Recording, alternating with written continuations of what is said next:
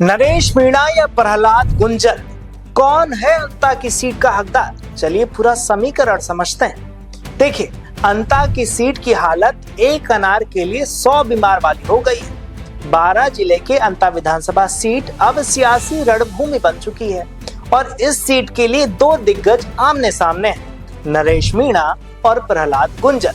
कभी एक दूसरे के साथ कंधा से कंधा मिलाकर लड़ने वाले ये दोनों अब एक दूसरे के खिलाफ तलवारें तान रहे हैं। नरेश मीणा जो 2 बार जेल की सलाखों से बाहर निकलकर जनता का मसीहा बनकर उभरे हैं, और प्रहलाद गुंजल जो कभी नरेश के लिए आवाज उठाते थे, अब उनकी राह का कांटा बन गए। एक सीट के लिए दोनों की आपसी दोस्ती भी खराब हो गई है। अंता विधानसभा सीट अब राजस्थान की हॉट सीट बन चुकी है।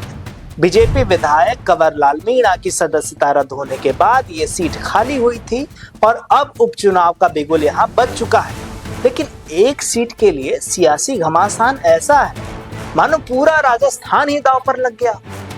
नरेश मीणा, जिन्होंने समरावता में एसडीएम को थप्पड़ मारकर और झालावाड़ में बच्चों के लिए धरना देकर सुर्खियां बटोरी थी, अब अंता से चुनाव लड़ने का ऐलान कर चुके हैं। और दूसरी ओर है प्रहलाद गुंजल, जो कभी नरेश मीणा के लिए जेल से बाहर आने के लिए धरना दे रहे थे, अब कह रहे हैं कि अंता की जनता मेरा इंतजार कर रही है। अब नरेश मीणा भी यही बात दोहरा रहे हैं। वो कह रहे नहीं, तुम्हारा इंतजार नहीं कर रही, मेरा इंतजार कर रही है। और अंता की जनता इंतजार किसका कर रही है, ये अभी सवाल ही है। 2023 में बीजेपी के कंवरलाल मीणा ने कांग्रेस के प्रमोद जैन भाया को 5,861 वोटों से हराया था। लेकिन अब नरेश मीणा और प्रहलाद गुंजल की एंट्री ने बीजेपी और कांग्रेस दोनों की रणनीति को उलझा दिया। क्या ये सियासी जंग अंता को नया रंग देगी? नरेश मीणा राजस्थान का वो क्रांतिकारी चेहरा जो 2 बार जेल गया और दोनों बार ताल ठोक कर लौटा। पहले समरावता में एसडीएम को थप्पड़ मारकर, फिर झालावाड़ में 7 बच्चों की मौत पर धरना देकर।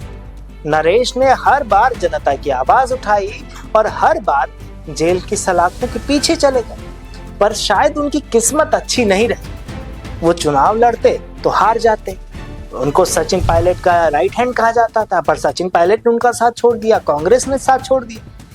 प्रहलाद गुंजल जो कभी नरेश मीणा के लिए सड़कों पर उतरते थे, अब उसी अंता सीट की पर दांव ठोक रहे थे। गुंजल देवली उनियारा उपचुनाव में नरेश को टिकट देने की वकालत भी उन्होंने की थी, भाई नरेश को टिकट दिया जाए, पर उस वक्त सचिन पायलट ने शायद सामने आकर नहीं, और अंदर वो चाहते थे कि नरेश को वहां से टिकट ना मिले।